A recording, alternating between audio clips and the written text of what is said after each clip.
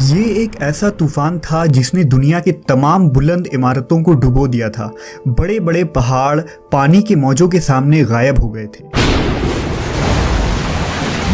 اس طوفان میں دنیا کی پوری آبادی ختم ہو چکی تھی، مگر پانی کے ان بڑے بڑے عظیم موجوں کے اوپر صرف ایک کشتی تھی جو تیر رہی تھی، اور اس میں موجود 80 لوگ جو اس دنیا میں باقی رہ گئے تھے۔ یہی وہ لوگ تھے جنہوں نے دنیا کو دوبارہ آباد کیا اور نسل انسانی کو بچایا۔ آج سے 5000 سال قبل اس سرزمین پر یہ طوفان کیوں آیا، وہ کشتی کس کی تھی، اور وہ لوگ کون تھے جنہوں نے اس کشتی میں سوار ہو کر اس خطرناک طوفان سے خود کو بچا لیا تھا۔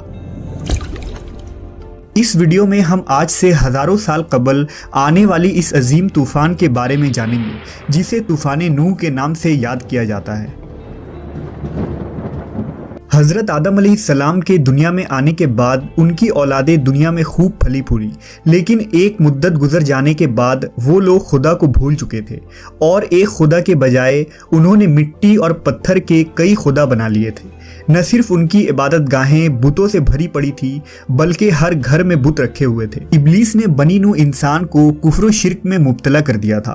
لوگ حضرت آدم علیہ السلام، حضرت شیث علیہ السلام اور حضرت ادریس علیہ السلام کی تعلیمات کو بھلا چکے تھے۔ ادریس کو بھی وفات پائے سینکڑوں برس گزر چکے تھے، چنانچہ اللہ تبارک و تعالیٰ نے اس قوم ہی میں سے ایک نیک شخص حضرت نوح کو ان کی طرف نبی بنا کر بھیجا۔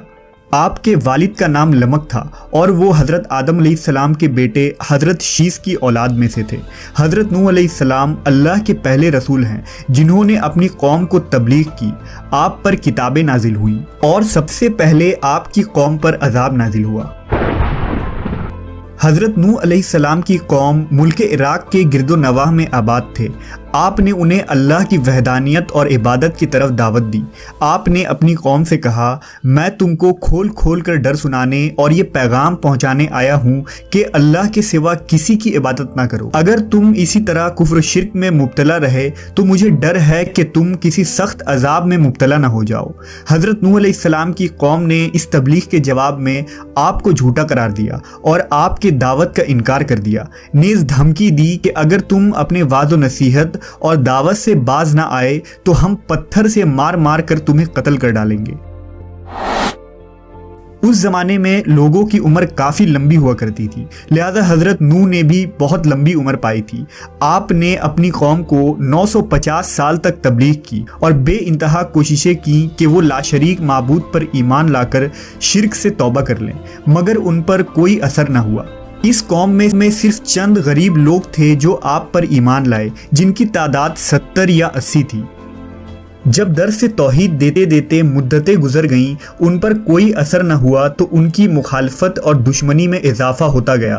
اللہ نے اپنے نبی کے اطمینان کے لیے ان کی طرف وحی فرمائی کہ جن کی قسمت میں دولت ایمان تھی وہ ایمان لا چکے، ان کے علاوہ اور کوئی بھی ایمان لانے والا نہیں، اس لیے آپ ان کے لیے غم زدہ نہ ہو۔ اب مہلت کی گھڑیاں ختم ہونے والی ہیں، ان کی تباہی کا مقررہ وقت آ پہنچا ہے۔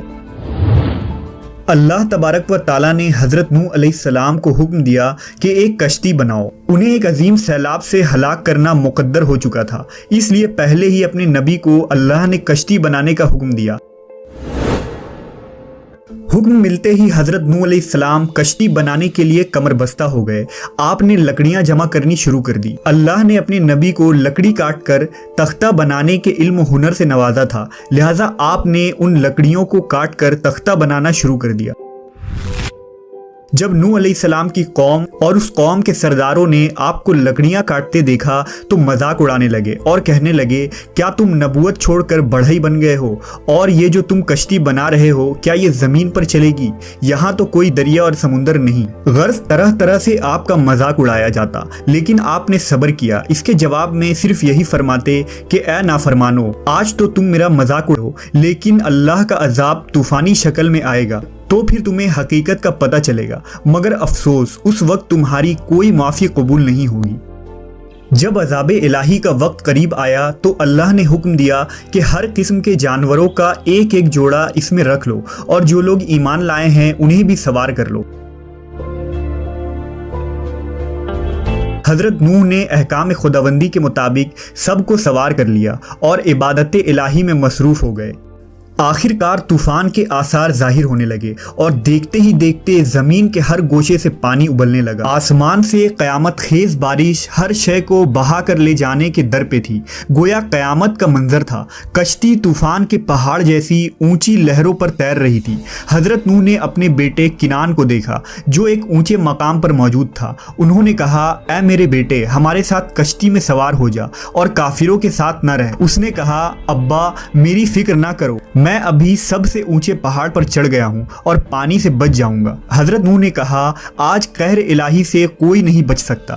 اس اثنا میں ان دونوں کے درمیان پانی کی ایک بڑی لہر حائل ہوئی اور وہ اس لہر میں غرق ہو گیا۔ طوفان نوح میں پانی کی لہریں اس قدر بلند تھی کہ انہوں نے روئے زمین کے تمام پہاڑوں کو بھی چھپا لیا تھا۔ زمین پر کوئی بھی چیز زندہ سلامت نہ تھی، سب کچھ نیست و نابود ہو چکا تھا۔ صرف حضرت نوح کی پہاڑ نما سی روایت تسلسل کے ساتھ بیان کی جاتی ہے، جن میں ایک عظیم سیلاب کا ذکر ہے۔ زیادہ تر مذہبی کتابوں میں ایک کشتی کا تذکرہ ملتا ہے جس کے ذریعہ بچ جانے والوں نے نسل انسانی کو باقی رکھا۔